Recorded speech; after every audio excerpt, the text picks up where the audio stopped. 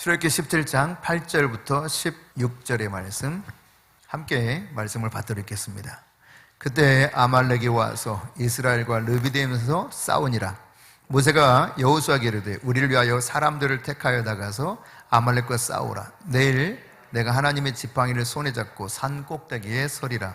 여호수아가 모세의 말대로 행하여 아말렉과 싸우고 모세와 아론과 훌은 산 꼭대기에 올라가서 모세가 손을 들면 이스라엘이 이기고 손을 내리면 아말렉이 이기더니 모세의 팔이 피곤하매 그들이 돌을 가져다가 모세의 아래에 놓아 그가 그 위에 앉게 하고 아론과 훌이 한 사람은 이쪽에서 한 사람은 저쪽에서 모세의 손을 붙들어 올렸더니 그 손이 해가 지도록 내려오지 아니한지라.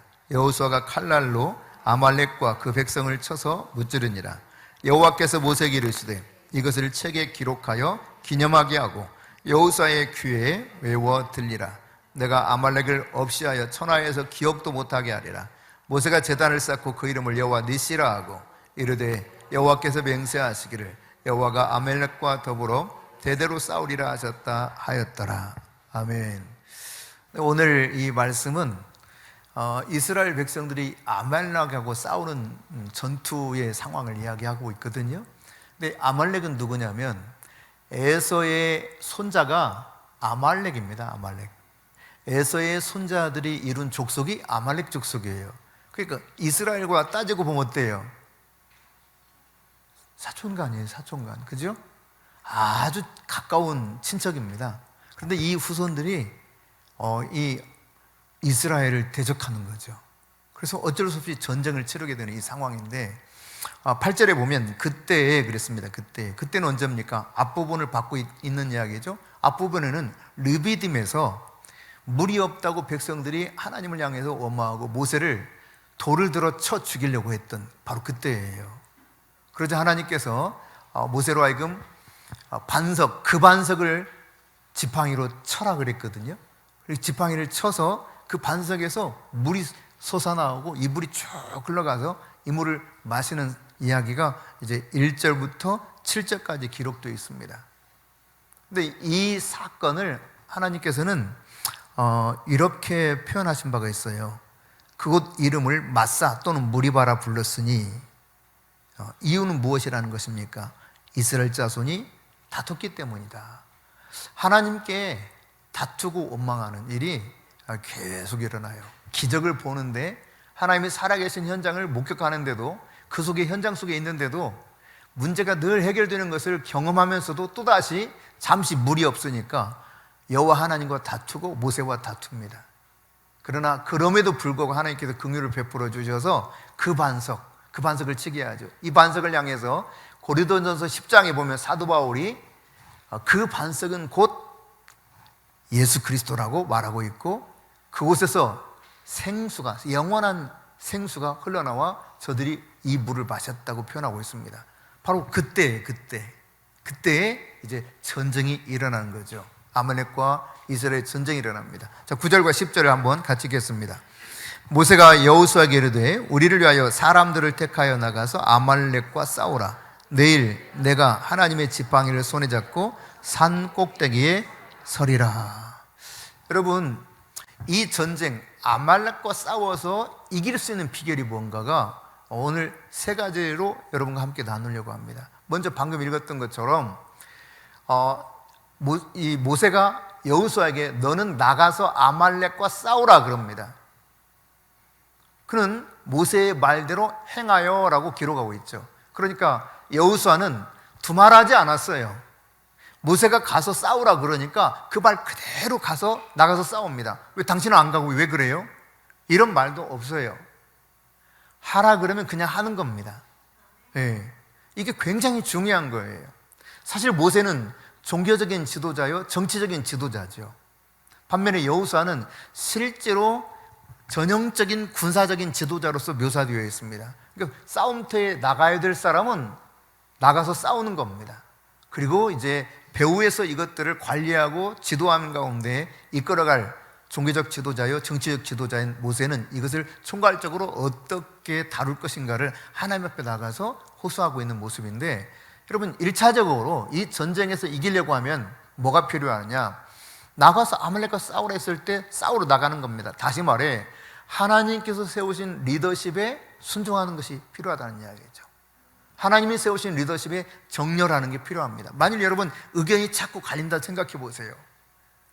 지리멸렬, 싸우기도 전에 자기 자신들 안에서 문제가 생기겠죠. 그러니까 이 전쟁을 이기기 위해서는 하나가 돼야 돼요. 하나가 되려면 하나님이 세우신 리더십에 온전히 정렬해서 순종하는 가운데 갈 때 바로 이 전쟁을 이길 수 있는 겁니다. 사실 우리가요, 아주 별것 아닌 것처럼 생각될지 모르지만 요한계시록 말씀은 종말에 관한 이야기잖아요. 마지막 때에 관한 이야기. 주님이 어떻게 이 세상에 오실 것인가 예비시켜주는 말씀이란 말이죠. 그러니까 사람들을 깨우는 메시지예요. 따라서 이 종말의 메시지가 선포되는 것을 여러분 다른 어떤 것보다도 마귀는 굉장히 싫어하는 메시지입니다. 그렇기 때문에 우리가 해외에 나가서 이 일들을 섬기려 할 때마다 많은 그런 영적 전쟁을 치러가는 것이 우리가 계속 나갈 때마다 겪는 그런 모습이었었죠. 이번에도 물론 마찬가지였었죠. 그러나 여러분, 이 싸움은 선한 싸움이요 이기는 싸움입니다. 비록 싸움에서 약간의 그 타격을 입을 수도 있겠죠. 예. 지금 미군이 뭐 몇 사람 죽었다 그러잖아요. 그 타격을 입을 수 있지만 적을 섬멸하는 엄청난 폭격을 퍼붓고 있지 않습니까? 그러니까 전쟁을 두려워하면 안 되는 거예요. 영적 전쟁을 여러분이 두려워하고 물러서면 안 되는 것입니다. 에브라임을 향하여서 하나님이 뭐라고 말씀하셨습니까? 에브라임은 활과 화살 다 준비됐다는 겁니다. 무기가 잘 준비됐다는 거예요. 그런데 전쟁의 날 그들은 물러갔도다라고 지적하고 있습니다. 정작 전쟁을 해야 되는데 뒤로 빠지는 거예요. 여러분, 전쟁할 때는 함께 전쟁하는 겁니다. 내게 주어진 위치와 나에게 주어진 사명에 따라서 그것을 감당하는 가운데 한마음이 되어 싸우는 거예요. 여호수아에게 너는 가서 싸우라 이렇게 말씀할 때 여기에 나는 지금 이러이러해서 갈 수 없다 말하든지, 아니면 왜 모세 아론 훌 당신들은 안 가고 그렇고 우리한테만 가라고 합니까? 이러지도 않았어요. 각각의 자기에게 주어진 일들을 담당하는 것입니다. 하나님이 세우신 리더십에 여러분이 정렬하시고 순종하는 것이야말로 영적 전쟁에서 이기는 첫 번째 비결이에요. 그런가 하면 11절 12절입니다. 같이요. 모세가 손을 들면 이스라엘이 이기고 손을 내리면 아말렉이 이기더니 모세의 팔이 피곤함에 그들이 돌을 가져다가 모세 아래에 놓아 그가 그 위에 앉게 하고 아론과 훌이 한 사람은 이쪽에서 한 사람은 저쪽에서 모세의 손을 붙들어 올렸더니 그 손이 해가 지도록 내려오지 아니한지라. 이 모습을 보면은 전쟁이 싸우는 여호수아 장군과 더불어 군사들에 의해서 좌지우지 되는 것이 아니었습니다. 모세가 산 꼭대기에 올라와서 손을 들고 하나님께 부르짖어 기도하는 거예요. 그렇게 손을 들고 부르짖어 기도하면 이스라엘이 아말렉을 쳐서 이기고, 모세가 팔이 아파서 손이 내려오면 아말렉이 오히려 이스라엘 군인들을 쳐서 막 들어오는 거예요. 이게 반복되다 보니까 안 되겠다 싶어가지고 그 다음 이제 이 아론과 훌이 반석을 하나 가져다가 모세를 거기에 앉히고 각각 손을 하나씩 받들어 올리면서 손이 내려오지 않도록 도우는 가운데 이 전쟁을 치르는 모습을 볼 수 있죠. 그러니까 여러분, 이 전쟁에서 결정적인 승리의 요인이 뭔가를 이 본문에서 우리에게 보여주는 것이죠. 그것은 바로 모세의 중보 기도였습니다. 이것이 전쟁에 이기고 지는 것을 결정지었다고 해도 과언이 아닌 것을 분명하게 우리가 읽은 이 성경을 통해서 알 수가 있습니다. 그러니까 어떤 전쟁이든지 내 힘으로는 감당할 수가 없습니다. 그러나 하나님께서 우리와 함께 하실 때 이길 수 있는 거예요. 하나님이 함께 할 수 있는 비결은 무엇입니까? 기도하는 겁니다. 중보하는 것이 얼마나 중요한가를 깨달아야 돼요. 그러니까 이 중보 기도만큼 큰 승리의 요인이 없다는 사실을 확실하게 보여주는 대표적인 모습이 바로 이 사건, 바로 모세의 기도를 통해서 우리에게 보여주고 있죠. 이 전쟁에서만 꼭 그런 것이 아닙니다. 실질적으로 역사 속에서 있었던 전쟁 속에서도 이런 일들이 있었어요. 예컨대 1863년에 4월 30일 목요일 이날을 이때 당시에 어떤 일이 벌어졌냐면 미국에서 남북 전쟁이 한참 치열하게 전쟁 이루어지고 있을 때입니다. 사실 북군이 불리한 상황이었어요. 전반적으로 남군은 부자들이에요. 따라서 당연히 다른 여타의 것들도 좋은 조건 속에 있었겠죠. 그러나 에이브럼 링컨은 이제 노예들이 해방되기 위해서 이 전쟁을 남북 전쟁을 치러 가는데 참 쉽지 않은 전쟁이었죠. 그때 바로 1863년 4월 30일 목요일 링컨은 이날 전체 모든 사람들에게 오늘은 우리가 금식하며 기도합시다. 그리고 금식 기도를 선포했습니다. 이 기도 이후에 결국은 북군이 승리하게 되거든요. 여러분 그뿐만 아닙니다.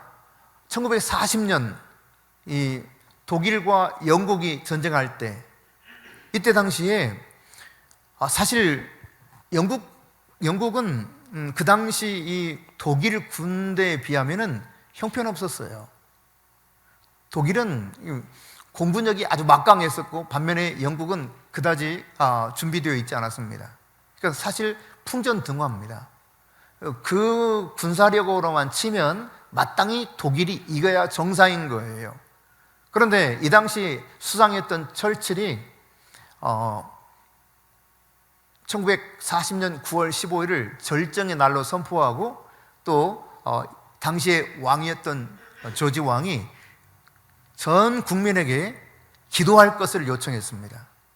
그래서 9월 14일 어떤 일이 있었냐면 윌리엄 윌버푸스가 아니죠. 그 중보기도의 리즈 하월즈가 이 중보 기도하면서 어떤 선포를 하냐면 이미 이 전쟁이 일어나기 전, 그러니까 전쟁이 끝나기 바로 전이죠. 9월 14일 날 그는 하나님께 감사해요. 기도하다가. 왜 그런지 아십니까? 하나님이 이 전쟁을 이길 것을 알려주셨기 때문에 하나님께 감사하면서 우리가 전쟁을 이겼다고 선포합니다. 근데 당시에 이 전쟁 상황은 이게 전혀 맞지 않는 상황이었어요. 그러니까 이 이야기와 전혀 맞지 않았다는 이야기죠. 뭐 게임이 안 될 만큼의 전력이에요. 그래서 이 처칠이 상황실에 가가지고 지하 상황실에 가가지고 물었어요. 우리가 지금 남아있는 이 출격할 수 있는 비행기가 있냐? 그러니까 한 대도 안 남았다고. 한 대도 안 남았다고. 레이더에서 지켜보는데 이게 완전히 숫자적으로 압도적으로 독일한테 밀리는 상황이에요. 근데 비행기는 없어. 더 이상 뜰만한 비행기가. 그런 상황입니다. 그런데 신기한 일이 벌어집니다. 독일군이 자기들끼리 막 갑자기 공중에서 자기 비행기 막 쏘고요. 그리고는 퇴각해서 돌아가 버려요. 영국 공군은 거의 남아있지 않는데, 비행기도 거의 남아있지 않는데. 근데 이런 일들을 중보 기도자였던 리즈 하월즈는 웨슬리가 아니라 웨일즈 성서대학을 세웠던 사람이기도 하거든요. 리즈 하월즈가. 이 리즈 하월즈가 중보 기도하다가 이미 전쟁 끝나기 하루 전에 우리가 전쟁에서 이겼다고 선포한다니까요. 네, 중보하면서 하나님이 이걸 가르쳐 주신 거예요. 그러니까 전쟁은 결국은 군사력으로 이긴 것이 아니라는 이야기죠. 중보 기도로서 이 전쟁이 마무리돼 버린 거예요. 실상. 그러니까 여러분 얼마나 놀라운 기도에 힘이 있는가를 알 수가 있습니다. 어거스틴은 얼마나 방탕한 사람을 살았습니까? 그럼 끊임없이 그 어머니 모니카가 눈물로 기도하거든요. 그가 그렇게 눈물로 기도할 때 이런 표현을 썼어요. 눈물로 기도하는 어머니가 있는 자식은 결탄코 망하지 않는다. 암브로스가 그런 표현을 썼거든요. 여러분 오늘 이 본문에 보면은 그렇게 모세의 손이 올라가 있는 동안 이겼는데 이 모습을 바라봤던 아론과 훌이 모세를 딱 반석에 앉혀놓고 양쪽에서 그렇게 손을 붙잡더라. 끝까지 기도의 손이 내려오지 않게 하더라. 오늘 15절 한번 보십시다. 같이 읽습니다. 모세가 제단을 쌓고 그 이름을 여호와 니시라 하고, 니시라는 말은 깃발이라는 뜻이에요. 깃발. 여러분 이 깃발은 여호와는 나의 깃발 이런 말인데요. 깃발은 군대를 상징합니다. 군대가 진격할 때 깃발을 들고 나가거든요. 그러니까 특히 승리 후에 이 군인들은 막 깃발을 흔들면서 갑니다. 그리고 그렇게 깃발을 흔들면서 돌아오게 되는 장면들을 이렇게 보게 되는데, 오늘 여호와 니시라고 이 제단을 쌓고 거기에 하나님께 제물을 올려드리고 제사 드리면서 모세는 하나님이 행하신 일에 대해서 찬양하고 감사하고 있는 모습을 볼 수가 있죠. 예, 한 가지 더 승리의 비결은 이미 잠시 언급드렸지만 아론과 훌이라고 하는 좋은 동역자들이 있었습니다. 모세에게. 그들이 정말 아름다운 헌신을 해줬죠. 사실상 여러분, 아론과 훌은 어떤 사람이냐면, 아론은 여러분 누구예요? 모세의 형입니다. 형. 훌은 누구일까요? 훌은 갈렙의 아들로 성경에 소개되어 있어요.